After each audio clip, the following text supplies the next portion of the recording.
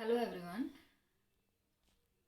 BSc second year की जो unit हम स्टडी कर रहे थे कोऑर्डिनेशन कंपाउंड, उसके प्रीवियस लेक्चर में हमने कोऑर्डिनेशन कंपाउंड का एक ब्रीफ इंट्रोडक्शन लिया था कि कोऑर्डिनेशन कंपाउंड क्या होते हैं, उससे जुड़े हुए कुछ basic terminology like ligand etcetera. आज जो टॉपिक हम इसमें डिस्कस करने वाले हैं वो है वर्नर्स थ्योरी। वर्नर की जो थ्योरी थी वो उपसहसंयोजक यौगिकों के लिए बहुत ही इम्पोर्टेंट थ्योरी थी कि इसके आने के बाद ही जो आपके कोऑर्डिनेशन कंपाउंड है उनकी स्टडी होने ज़्यादा लगी थी कि इस थ्योरी ने उनकी स्ट्रक्चर, उनकी वैलेंसी, उनकी प्रॉपर्टीज़ को काफ़ी हद तक एक्सप्लेन करने में हेल्प की। जो वर्नर ने जो थ्योरी दी थी उसके अकॉर्डिंग उन्होंने जो सबसे मेजर चीज़ उन्होंने बताई वो ये कहा कि उन्होंने वो एक्सप्लेन किया कि जो भी कोऑर्डिनेशन कंपाउंड होते हैं उनमें जो सेंट्रल मेटल एटम होता है उसकी दो प्रकार की संयोजकताएं होती है, प्राइमरी वैलेंसी और सेकेंडरी, प्राथमिक संयोजकता और द्वितीयक। और इन दोनों ही संयोजकताओं के जो हैं कुछ कैरेक्टरिस्टिक होते हैं जो कि एक दूसरे से क्या होते हैं, डिफरेंट होते हैं। तो उनको यहाँ पे हम स्टडी करने वाले हैं। तो प्राथमिक संयोजकता के लिए वर्नर ने कुछ पॉइंट्स बताए। वो क्या थे कि प्राथमिक संयोजकता क्या होती है, इसको कौन फुलफिल करता है, इसको ऋणायन संतुष्ट करते हैं। और जब आप सहसंयोजक यौगिक को विलयन बनाते हैं उसका, तो ये जो प्राथमिक संयोजकता के द्वारा जो ऋणायन केंद्रीय धातु से जुड़े होते हैं वो क्या हो जाते हैं, आयनित हो जाते हैं। मीन्स इनको विलयन में संकुल आयन से अलग आयन के रूप में प्राप्त हम कर सकते हैं। दूसरी जो पॉइंट था कि ये जो प्राथमिक संयोजकता है वो हमें सेंट्रल मेटल एटम की ऑक्सीडेशन स्टेट के बारे में क्या देती है, इंफॉर्मेशन देती है। और इसको कहाँ लिखा जाता है, जब आप फॉर्मूला लिखते हैं कोऑर्डिनेशन कंपाउंड का तो इसको समन्वय मंडल जो आप ब्रैकेट में लिखते हैं फॉर्मूला उसके बाहर लिखा जाता है, जिसको हमने प्रीवियस लेक्चर में भी डिस्कस किया था कि क्या होता है कोऑर्डिनेशन कंपाउंड में क्या होता है, दो पार्ट्स होते हैं, आउटर स्फीयर और इनर स्फीयर। इनर स्फीयर में हम क्या लिखते हैं, जिसको हम ब्रैकेट के अंदर लिखते हैं, उसमें हम क्या लिखेंगे, सेंट्रल मेटल एटम और लिगैंड और उसकी कोऑर्डिनेशन नंबर को शो करते हैं। और उसके जो बाहर का पार्ट होता है ब्रैकेट के बाहर का, उसको हम बोलते हैं आउटर स्फीयर। तो उसमें जो आयन लिखे जाते हैं ऋणायन, वो किसके द्वारा जुड़े होते हैं, प्राथमिक संयोजकता के द्वारा जुड़े होते हैं। और ये संयोजकता क्या होती है, किसी भी धातु के लिए चेंज हो सकती है, फिक्स नहीं होती किसी धातु की प्राथमिक संयोजकता। द्वितीयक संयोजकता के बारे में वर्नर ने जो कुछ पॉइंट बताए वो क्या थे कि ये संयोजकता क्या है, ऋणायन द्वारा भी फुलफिल हो सकती है और न्यूट्रल एटम द्वारा भी फुलफिल हो सकती है। और बाद में जो कुछ फर्दर स्टडीज हुई उनसे ये भी प्रूव हुआ कि ये जो संयोजकता है, सेकेंडरी जो वैलेंसी है, ये कुछ कुछ केस में धनायन द्वारा भी संतुष्ट हो सकती, धनायन भी इसको फुलफिल कर सकते। तो इसमें क्या है कि द्वितीयक संयोजकता को कोई भी फुलफिल कर सकता है, एक तरह से ऋणायन भी हो सकता है, जिसको हम किसके द्वारा जोड़ते हैं, लिगैंड के द्वारा। लिगैंड जो जुड़े होते हैं वो किससे जुड़े होते हैं, द्वितीयक संयोजकता से। और लिगैंड हमने पढ़ा था कि ऋणायन भी हो सकते हैं, धनायन भी हो सकते हैं और न्यूट्रल एटम भी हो सकते हैं। सेकंड, और ये जो है जितने ये सेकेंडरी वैलेंसी से जो जुड़े होंगे एटम हो चाहे आयन्स हो, वो क्या होते हैं, अनायनित होते हैं।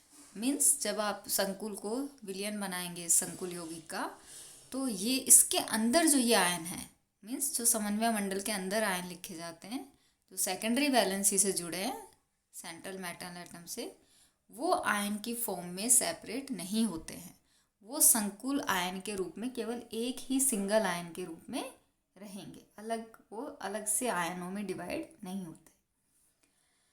दूसरा जो पॉइंट है कि ये किसके बारे में इंफॉर्मेशन देती है, ये हमें उपसहसंयोजक बंधों के बारे में इंफॉर्मेशन देती है कि जो जुड़े होते हैं ये ऋणायन और उदासीन परमाणु, ये किसके द्वारा जुड़े होंगे, उपसहसंयोजक बंध के द्वारा जुड़े होंगे। इसको हम कहाँ रिप्रेजेंट करते हैं जब फॉर्मूला लिखते हैं, तो इसको हम कोऑर्डिनेटिंग जो एंटाइटी हमारी होती है समन्वय मंडल, उसके अंदर लिखा जाता है। लिगैंड जो होते हैं वो ये द्वितीयक संयोजकता द्वारा ही केंद्रीय धातु से जुड़े होते हैं। और किसी भी सेंट्रल मेटल एटम की जो द्वितीयक संयोजकता है वो क्या होती है, फिक्स होती है, निश्चित होती है हर एटम के लिए। प्राइमरी वैलेंसी क्या थी, वो फिक्स नहीं थी, वो कंपाउंड के अकॉर्डिंग चेंज हो सकती थी। लेकिन सेकेंडरी वैलेंसी हर केंद्रीय धातु के लिए क्या होती है, फिक्स होती है, वो चेंज नहीं होती। ये पॉइंट याद रखें। अब जो सेकेंडरी वैलेंसी होती है उसको जो होती है वो सेंट्रल मेटल एटम के चारों तरफ क्या होती है, एक डेफिनेट ज्योमेट्री में अरेंज होती है। तो ये क्या है, सेकेंडरी वैलेंसी जो क्या है वो हमें किसकी इन्फॉर्मेशन भी देती है, जो आपका कोऑर्डिनेशन कंपाउंड है उसकी स्ट्रक्चर या उसकी ज्योमेट्री की इन्फॉर्मेशन भी हमें इससे मिलती है। जो वर्नर ने कुछ और पॉइंट्स इसके बारे में बताए कोऑर्डिनेशन कंपाउंड के बारे में, वो क्या था कि कोई भी ऋणायन है वो कॉम्प्लेक्स की दोनों ही संयोजकताओं को फुलफिल कर सकता है। अभी आपने पढ़ा ऋणायन प्राथमिक संयोजकता से भी जुड़ सकता है और द्वितीयक संयोजकता द्वारा भी जुड़ सकता है। तो पर फर्क क्या है कि जब ऋणायन प्राथमिक संयोजकता के द्वारा जुड़ेगा केंद्रीय धातु से, तो वो क्या हो सकता है, आयनित हो सकता है और कहाँ लिखा जाएगा, बाहरी क्षेत्र में लिखा है। लेकिन जब वही ऋणायन द्वितीयक संयोजकता द्वारा केंद्रीय धातु से जुड़ता है, मतलब अब वो ऋणायन क्या बन गया, लिगैंड बन गया, तब वो क्या होता है, तब वो अनायनित होता है और कहाँ लिखा जाता है, समन्वय मंडल के अंदर लिखा जाता है, ब्रैकेट के अंदर। दूसरा जो पॉइंट उन्होंने इम्पोर्टेंट बताया कि किसी भी संकुल के स्टेबिलिटी के लिए ये जरूरी है कि सेंट्रल मेटल एटम की दोनों संयोजकताएं क्या हो, फुलफिल हों, तभी वो संकुल क्या होता है, स्थायी या स्टेबल होता है। थर्ड पॉइंट जो है कि संकुल यौगिक की क्या होती है, एक निश्चित ज्यामिति होती है। वो व्यवस्था जैसे भी आपकी सेकेंडरी वैलेंसी जुड़ेंगी उसके अकॉर्डिंग एक फिक्स ज्योमेट्री होगी, टेट्राहेड्रल, स्क्वायर प्लेनर, ओक्टाहेड्रल। तो उसको हम आगे डिटेल में स्टडी करेंगे। अब इसको जो प्राइमरी वैलेंसी और सेकेंडरी वैलेंसी, इसको कुछ एग्जाम्पल के थ्रू आपको समझाने की कोशिश की गई है।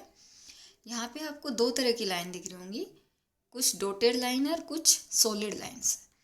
जो सॉलिड लाइन से एटम्स या मॉलिक्यूल जुड़े हैं वो किसको रिप्रेजेंट कर रहे हैं, वो रिप्रेजेंट कर रहे हैं सेकेंडरी वैलेंसी को। और जो डॉटेड लाइन से मॉलिक्यूल जुड़े हैं वो किसको रिप्रेजेंट कर रहे हैं, वो रिप्रेजेंट कर रहे हैं प्राइमरी वैलेंसी को। मीन्स सॉलिड लाइन क्या है, सेकेंडरी वैलेंसी, और डॉटेड लाइन क्या है, प्राइमरी वैलेंसी।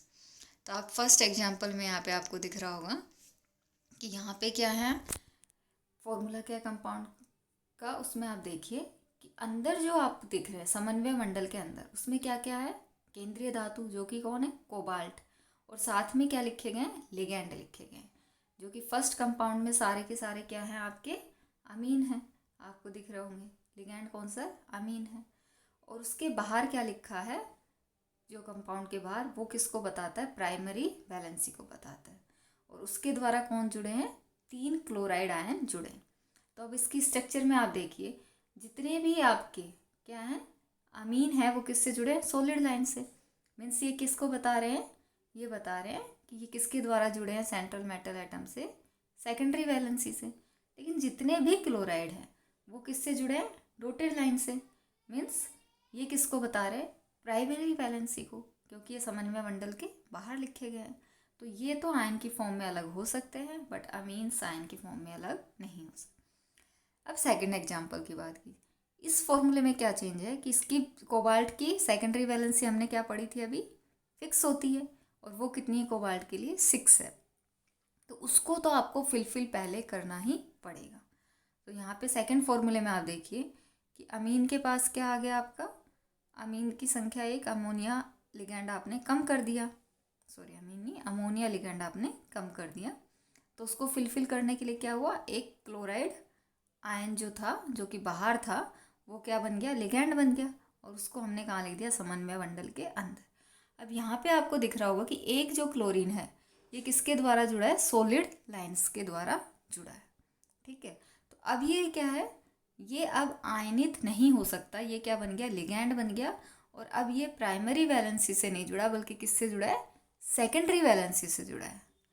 तो अब यहाँ पे कितने क्लोराइड ही आयनित हो सकते हैं, केवल 2 ही क्लोराइड हैं जो कि किसके द्वारा जुड़े हैं, प्राइमरी वैलेंसी के द्वारा जुड़े हैं।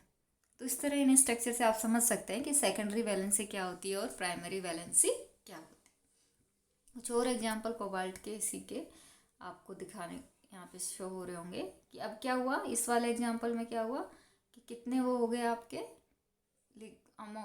अमोनिया जो है वो 4 लिगैंड ही बच गए। तो इसको लिगैंड होने कितने चाहिए कोबाल्ट के, कोऑर्डिनेशन नंबर क्या है इसका 6। तो यहाँ पे 2 क्लोराइड अंदर आ गए। तो अब यहाँ पे एक ही Cl जो है वो डॉट लाइन से जुड़ा है, मीन्स हमें एक ही Cl आयनित होगा, 2 Cl अब क्या बन गए, लिगैंड बन गए। इसी तरह जब आप बात करते हैं कि इसके तीनों ही, इस फॉर्मूले में आप देखिए कि तीनों ही जो क्लोराइड है वो किसकी तरह बिहेव करेंगे, लिगैंड की तरह बिहेव करेंगे। यहाँ पे एक भी डॉट लाइन है, मीन्स हमें यहाँ पे एक भी क्लोराइड आयन विलयन में नहीं मिलेगा, ये संकुल आयन के रूप में ही रहेंगे। अब वर्नर के सिद्धांत को बाद में भी क्या कुछ साइंटिस्ट ने और प्रयोग करके सत्यापित किया कि वर्नर के सिद्धांत की जो उन्होंने बताई थी, उनकी जो पोस्टुलेट्स थी वो उनके एक्सपेरिमेंट के द्वारा भी उनको क्या किया गया, एक्सप्लेन किया गया अदर साइंटिस्ट के द्वारा भी। तो वर्नर के सिद्धांत को जो एक्सप्लेन करती हैं कुछ उनके एक्सप्लेनेशंस जो हैं, उनमें फर्स्ट है आयनिक रिएक्शन, जिसको हम पढ़ेंगे यहाँ पे कोबाल्ट के यौगिकों की। तो आपने अभी हमने पढ़ा कि वर्नर की क्या होती है के अकॉर्डिंग सेंट्रल मेटल एटम की 2 वैलेंसी होती है, प्राइमरी और सेकेंडरी। तो जब हम कोबाल्ट के कुछ कंपाउंड्स की स्टडी कराते हैं कि अभी वो कराते हैं रिएक्शन सिल्वर नाइट्रेट के साथ, तो क्या होता है, हमें different number of chloride ions मिलते हैं। मीन्स आपने अभी देखा जो बाहर होगा समन्वय मंडल के वो तो आयनित हो जाएगा, तो वो तो AgCl के रूप में हमें प्रेसिपिटेट मिल जाएगा उसका। तो लेकिन जो समन्वय मंडल के अंदर क्लोराइड आयन है उसका प्रेसिपिटेट हमें नहीं मिल सकता, क्योंकि वो आयन बनाएगा ही नहीं। तो इसके अकॉर्डिंग हमें जो AgCl के मोल प्राप्त होंगे केमिकल रिएक्शन में वो डिफरेंट प्राप्त होते हैं। और वह इस चीज़ को एक्सप्लेन करते हैं कि जो है संकुल यौगिक में क्या होते हैं, 2 तरह की संयोजकताएं होती हैं। इसको आप यहाँ पे कुछ रिएक्शंस आपको कोबाल्ट के कॉम्प्लेक्सेस की शो की गई हैं। तो इनमें आप देख सकते हैं कि फर्स्ट कंपाउंड में कितने AgCl मिले आपको 3, क्योंकि जो आपका समन्वय मंडल है उसके बाहर कितने क्लोराइड आयन है 3, तो यहाँ पे आपको कितने मिले 3 AgCl आयन। सेकेंड जो रिएक्शन है उसमें समन्वय मंडल के बाहर 2 क्लोराइड आयन है, तो यहाँ पे 2 AgCl मिले आपको, क्योंकि जो अंदर वाले क्लोराइड आयन हैं इनको आप आयनित नहीं कर सकते, ये AgCl का प्रेसिपिटेट नहीं देंगे। और जो लास्ट वन है उसमें कोई भी क्लोराइड आयन बाहर नहीं है, तो उसमें AgCl का प्रेसिपिटेट हमें नहीं मिलेगा।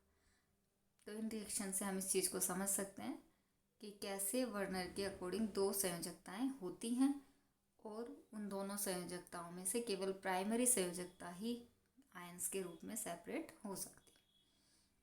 तो इससे हमारे वर्नर की जो मेन पोस्टुलेट है कि एटम जो सेंट्रल मेटल एटम होता है उसकी क्या होती है, 2 वैलेंसी होती हैं, प्राइमरी और सेकेंडरी। और एक कंपाउंड के लिए सेकेंडरी वैलेंसी की वैल्यू जो होती है वो फिक्स होती है, उनको एक्सप्लेन किया गया। तो उसका एक्सप्लेनेशन हमें इन एक्सपेरिमेंट से मिलता है। साथ ही जो इसकी जो अदर एक्सपेरिमेंट्स है लाइक कंडक्टिविटी की स्टडी है, या जो आपके कोलिगेटिव प्रॉपर्टी अणुसंख्यक गुणधर्म होते हैं जो कि किस पे डिपेंड करते हैं, आयंस या नंबर ऑफ एटम्स जो हमें मिलते हैं उन पे डिपेंड करते हैं। जैसे हिमांक में अवनमन जो आप विलयन में पढ़ते हैं, क्वथनांक में उन्नयन, इस तरह की जो प्रॉपर्टी जो कि किस पे डिपेंड करती है, नंबर ऑफ एटम्स या आयंस पे डिपेंड करती हैं, उनको भी जब एक्सपेरिमेंटली स्टडी किया गया तो उनकी वैल्यू भी एक ही कंपाउंड के लिए डिफरेंट मिली। तो उनके बेस पे भी प्राइमरी और सेकेंडरी वैलेंसी को एक्सप्लेन किया जा सका। जैसे कि यहाँ आपको एक प्लेटिनम 4 के कुछ कोऑर्डिनेट कंपाउंड्स की टेबल दिख रही होगी, जिसमें कि आप देखिए आपको आयनों की संख्या लिखी हुई है एक तरफ तो आपको कॉम्प्लेक्स, सेकंड में आपको आयनों की संख्या। और आप जानते हैं आयनिक जो चालकता होती है किस पे डिपेंड करेगी, नंबर ऑफ आयन्स पे डिपेंड करेगी। जितने ज़्यादा आयन होंगे उतनी आयनिक चालकता ज़्यादा होगी। या इसकी जगह आप और प्रॉपर्टी स्टडी कर लीजिए, अणु संख्या गुणधर्म कर लीजिए, तो उसमें भी आपको वैल्यू उनके नंबर ऑफ आयन्स पे डिपेंड करे। तो यहाँ पे आप देखिए, आप देख रहे होंगे फर्स्ट में आपको कितने आयन मिले, 5, क्योंकि बाहर कितने क्लोराइड आयन है, 4, और एक क्या होगा, कॉम्प्लेक्स आयन होगा। सेकंड में क्या है, 3 आयन्स बाहर है और एक कॉम्प्लेक्स आयन, तो कितने हो गए, 4 हो गए। तो इस तरह से आप इनके नंबर देख सकते। तो जैसे जैसे आयनों की संख्या बढ़ेगी वैसे वैसे चालकता बढ़ती है। तो इस तरह की इन एक्सपेरिमेंट के बेस पे भी कोऑर्डिनेशन कंपाउंड के लिए जो वर्नर की थ्योरी थी उसके सपोर्ट में हमें काफ़ी एविडेंस मिलते हैं। तो ये कोऑर्डिनेशन थ्योरी थी उपसहसंयोजक यौगिकों की और उसका एक्सप्लेनेशन। अब नेक्स्ट चैप्टर में जो लेक्चर होगा उसमें हम इनका नोमेनक्लेचर और इनकी आइसोमेरिज्म के बारे में स्टडी